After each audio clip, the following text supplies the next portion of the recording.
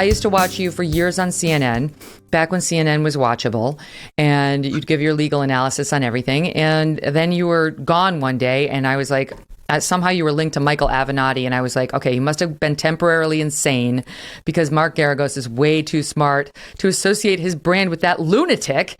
So what happened? Why you don't work there anymore? What happened, and why would you ever have associated with that nutcase? Well, I represented Michael. So as a client, I mean, he had a DV case and I represented him, and I had known him for Domestic a violence. number of months. And then the case, as you mentioned, happened in New York. CNN, in their infinite wisdom, decided to cut and run. In fact, I think I famously called them the cut and run network. But they were already kind of descending into this polemic that they've decided, the path they've decided to go down. I think there was some kind of irony that you would see Anderson sitting with Tubin next to him as they're announcing that Cuomo would be suspended.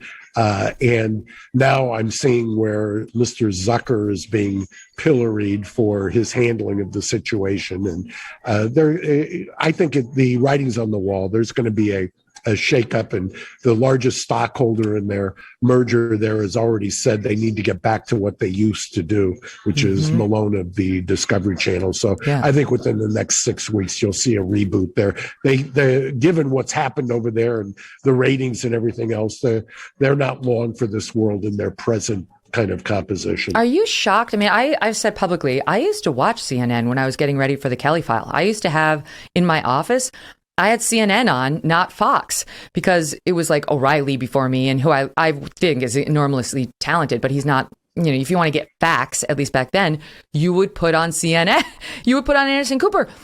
And that's gone. Even Anderson, gone. They went hard partisan during Trump, and it was way more opinion from the anchors than I ever wanted. And it was all uniformly anti-Trump, anti-Republican, and it remains thus to this day. I wonder, having come from the belly of the beast, what you think when you watch it now. Well, I often used to say, I thought there was some kind of, I hate to psychoanalyze him, but, Zucker, as people tend to forget, was at NBC when Donald Trump was kind of anointed with the Apprentice series. And I think that there was something going on where he just decided to go all in on the anti-Trump network and turn it into that. And, at this point, like you, I have to go search for BBC, sometimes Al Jazeera, to try to get any kind of a factual or what's going on in the world. You just can't find what it used to be 20 years ago. I mean, It used to be that you had Larry King on there for many years, and I always thought that was a fascinating show, which is why I did it, because it was long form. People would talk, kind of like what you're doing now, and you would get to at least hear things that weren't just like a Twitter bite of 140 characters. You get people to talk. You'd have a give and take. They could have different viewpoints, and you would hear that. That to me is more interesting than somebody just going on a polemic with two other people who are kind of their cheerleaders. Yeah, you might learn something. You might be intellectually stimulated instead of just outraged all the time. How about that? Exactly. What did you make of, I mean, right, so CNN cut and run, because you were sort of with Avenatti when he got caught up in that thing to extort I was there and had was trying to, mind you, I had a relationship with Nike. I knew Michael and tried to kind of mediate a situation that I thought would turn out bad. I mean, we could do a whole hour on what happened there, but like I say, Michael was also a client. I don't want to denigrate him in any way, shape, or form. That's okay. I'll do it. Yeah, I mean, you will do it, and I'll sit and just listen to you. Well, so he wound up getting charged criminally. I mean, he had many legal problems. This is just one of them.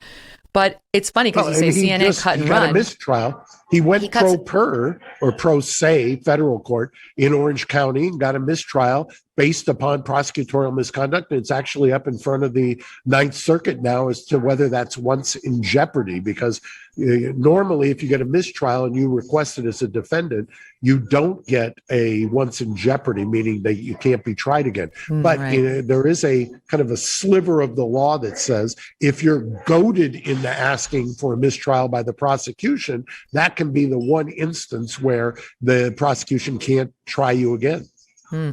Well, whatever it is, he's a bad man. But you're not. And CNN did cut and bait, just because you were in a meeting with him.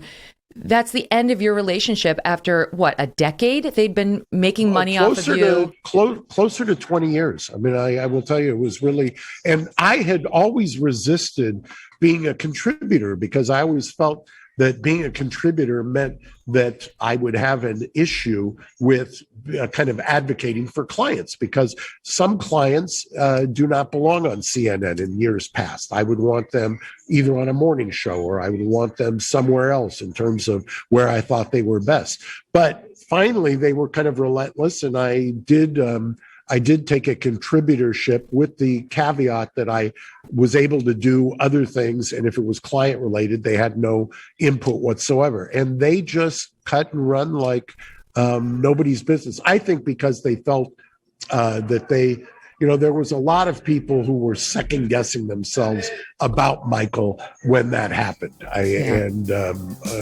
Well, that was smart of them to do.